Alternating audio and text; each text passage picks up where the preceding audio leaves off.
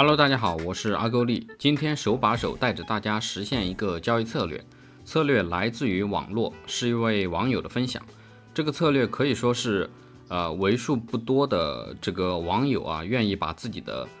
策略分享出来的，并且确实还有一定的盈利的概率优势的策略。我这里只是简单的回测了一下，发现它在几个欧元的货币对上的效果还不错啊。如果把它们组合成为一个这个投资组合的话，还是值得研究的啊。包括这里这个风险和收益的这个比例来看的话，其实还是不错的。那么我今天呢，还是带着大家逐行代码的去把这个策略编写一下。大家如果感兴趣的话，可以跟着视频一起把这个代码 copy 下来，然后你自己可以做一些更进一步的研究另外就是我还是会把这个策略的 EA 给它上传到这个网盘上。如果想自己做回测的可以自行去下载。好，那在我们开始写代码之前我还是先大致的把这个策略的逻辑讲一下。这个策略使用到3个指标第一个就是这个 ADX 平均趋向指标。ADX 它无法告诉我们趋势的发展方向，但是如果趋势存在的话，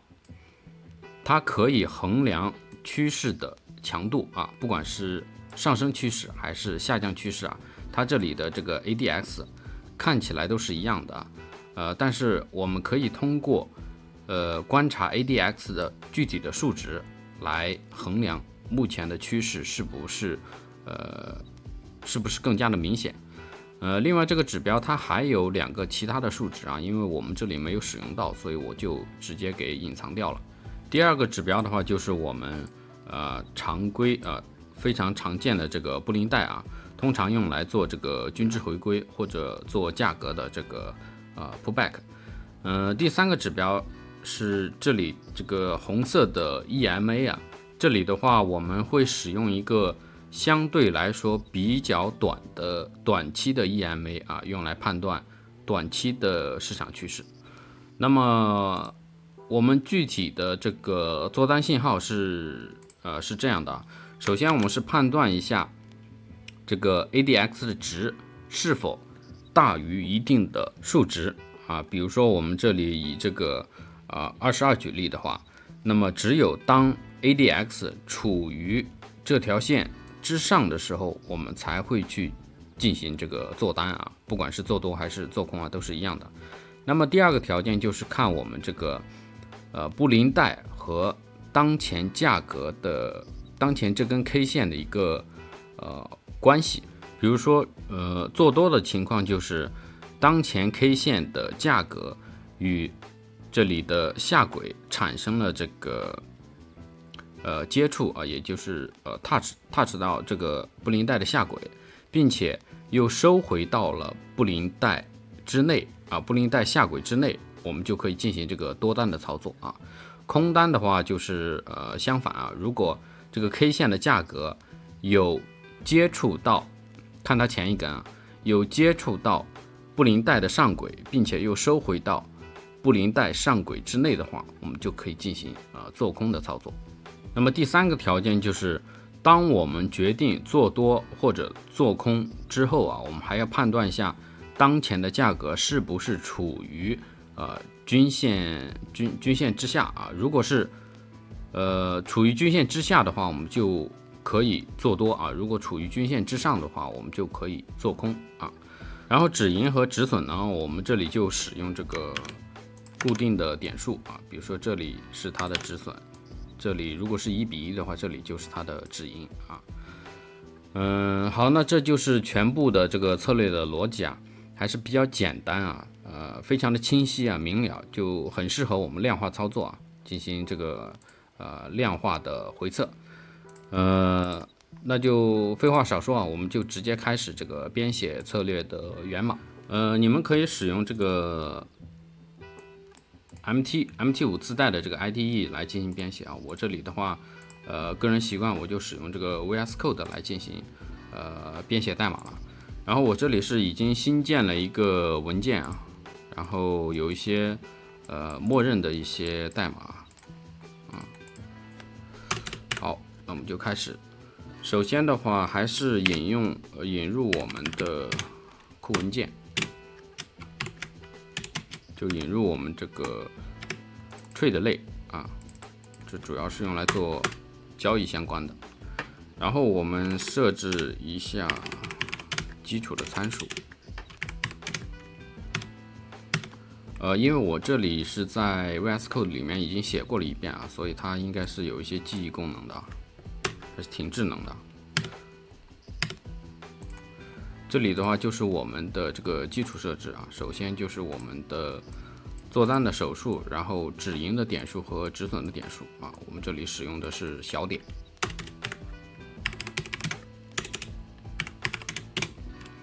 然后的话就是我们的指标参数啊。第一个是我们的 time frame， 也就是做信号的时间周期。然后这个 ADX value 的话，它代表的就是我们给它衡量的判断交易信号的这个 level 啊。比如说我这里给它一个默认值22，然后这里的话就是我们 ADX 的参数，使用默认的话使用14啊。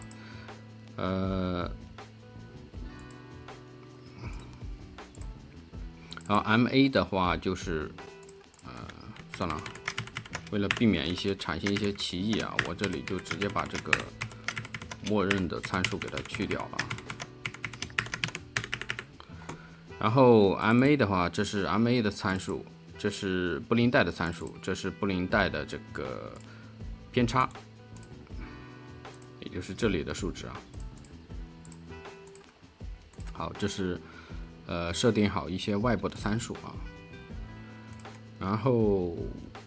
后的话常规来说我们会有一个 bus total。接下来的话就是有3个指标的话，我们就需要声明3个指标的距比，ADX 的距比，然后 MA 指标的距比，然后布林带指标的距比。然后在 onInit 方法里面，我们进行这个距比的实例化的操作 ，under ADX 等于 ADX 第一个 symbol， 然后 time frame， 然后是 ADX 周期，然后是 MA symbol time frame 0 EMA close 布林带，没问题。好，如果大家自己写的话，可以针对于这里的距比再进行一个实例化结果的一个判断啊。但是我这里的话就偷懒就不写了啊。然后是 onDelete 方法 ，onDelete 方法就是我们卸载 EA 的时候，或者说是这个切换时间周期的时候，它会调用的一个方法啊。我们常规来说，在这里做一些这里是做初始化的操作，这里的话就是做一些清理的工作啊。比如说我们这里的indicator INDIRA indicator release， 把这些指标的距比都释放一下。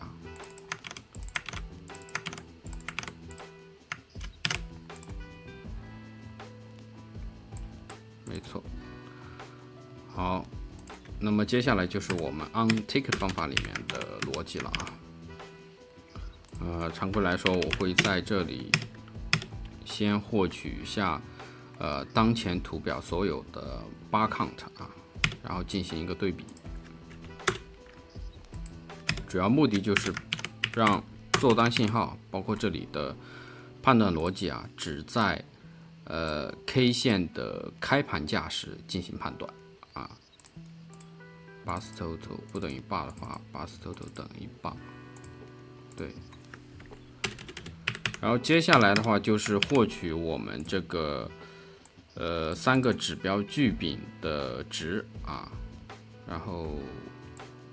我这里的话就单独写一个方法用来获取。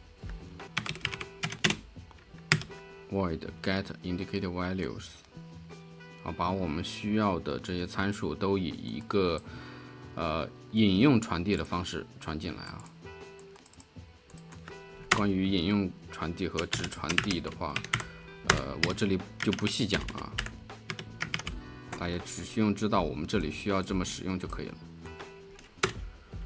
然后是 ADX 数组 copy buffer。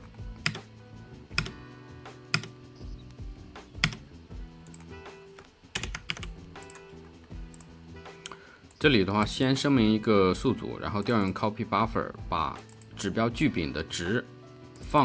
获取到，并且放置在这个数组里面去啊，包括这里的均线还有布林带也是同样的。像 ADX 和 MA 的话 ，MA 因为它只有一个值啊，所以我们直接使用这个mainline 就可以了。然后 ADX 它有3个值，我们这里只使用它最基础的那个值啊。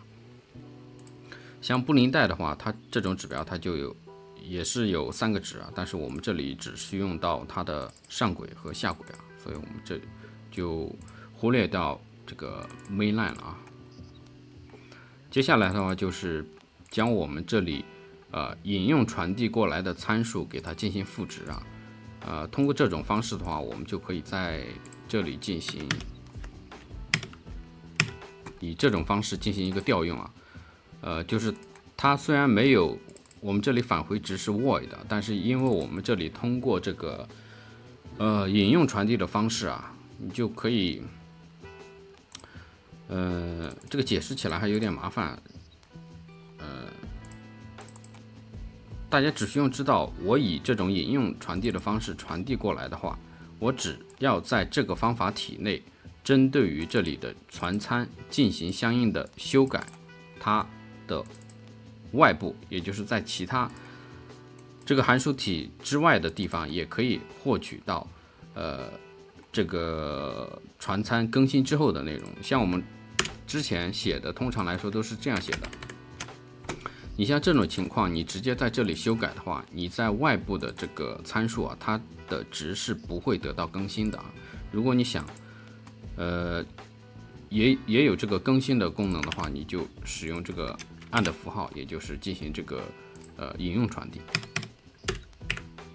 如果有开发经验的话，应该是比较好理解的啊。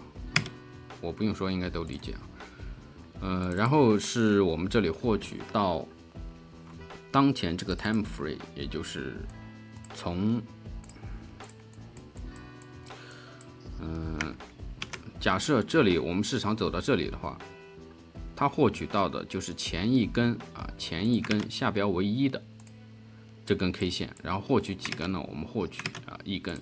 这样的话就得到了这一根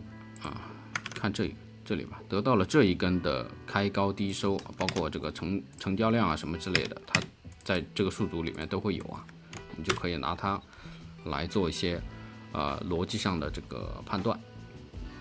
好，我们这里的话就是先判断一下这个 ADX value 啊，这里获取的是通过这个方法调用得到的这个当前 ADX 的指标的数值。注意看，这两个虽然很像啊，但是一个是大写，一个是小写啊。而这里的 ADX value 它代表的是我们这个用户输入的这个外部参数啊，也就是用户他想定义的这里的这个 level 是多少啊？对，所以一定要做一下区分，包括一些小白在这个一些对代码不是那么熟悉的同学要注意啊，就是这里的大小写啊，在 MQL5里面它是区分这个大小写的，有些编程语言是不区分的啊。然后我直接把这里直接写完啊，写完比较好讲一点。然后我们这里因为是要求啊，持仓只有一个方向的持仓，并且针对于同一个方向，我们也只可以有一笔持仓，所以我们这里就针对于这个持仓的 total 进行一个判断。严谨来说是需要根据结合这个 magic number 来进行判断啊，但是我这里的话就直接使用这个 positions total 了。好，那么接下来的话就是我们这是第3个条件，就是判断当前这根价格是否处于我们这个均线之下啊。如果是做多的话，就是均线之下；做多的话，做空的话就是均线之上啊。我们这里就是判断一下，然后这里的话是在判断这个是否有当前 K 线是否有接触到这个布林带，并且又收回到布林带的下轨之上啊。我们这里是做多，如果这3个条件都满足的话，我们就进行这个买入啊。买入的话，我们这里使用的进场价格就是 ask 价啊，卖出的话就是 bid 价。具体的止盈止损呢，就是进场价加上我们这里的 TP points， 止损的话就是进场价减去我们这里的SL points， 然后使用这里的 trade 类啊进行买入啊，传入手数、当前品种、进场价、止损价和止盈价。这是我们的买入条件，然后接下来的话就是我们的这个卖出。卖出的话就是判断 low 大于我们的 May value。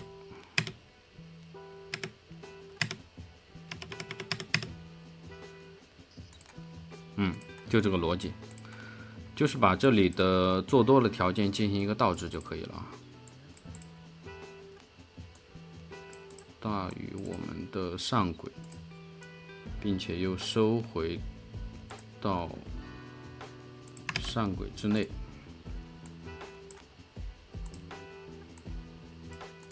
好，就做空 sell。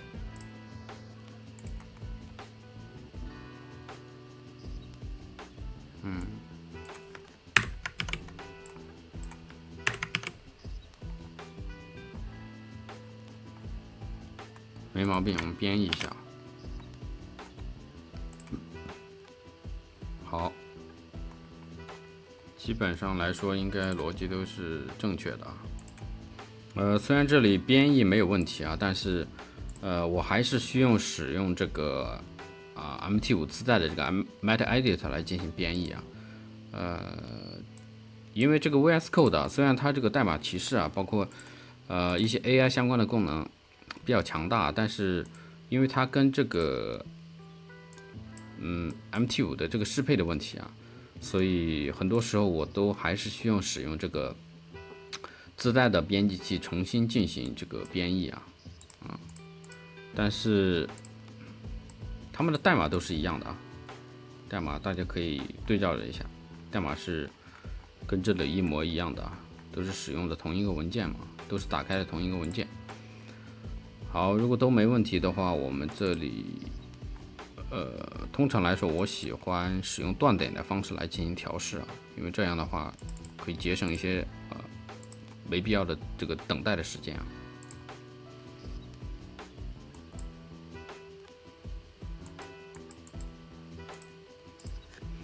好，到代码如果走到这里的话，证明它确实产生了一个做多信号。我们来看一下，首先的话是 ADX 值是满足的，然后布林带应该是看不清啊，但是应该可以看到，就是它是接触到这个布林带的下轨，然后又收回去了啊，并且是处于针对于做多来说，它是处于这个短期均线的下方的啊，就满足我们的做多信号。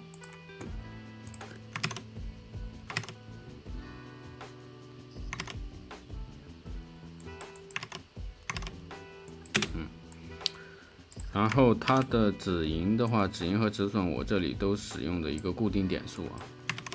就是50点。好，我们看一下做空。做空的话 ，ADX 的判断还是一致的，要大于20多，然后是这里的看这根 K 啊，这根 K 是接触到我们布林带的上轨，并且又收回来，然后处于短期均线的上方啊，就满足我们的做空条件。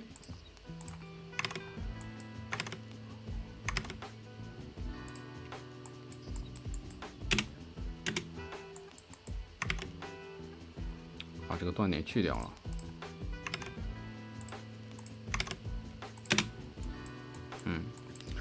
应该能够明白这个意思了啊。也可以看出来，这个代码逻辑是没问题的啊，可以放心的这个 copy 啊。好，那我这里就把它运行完吧。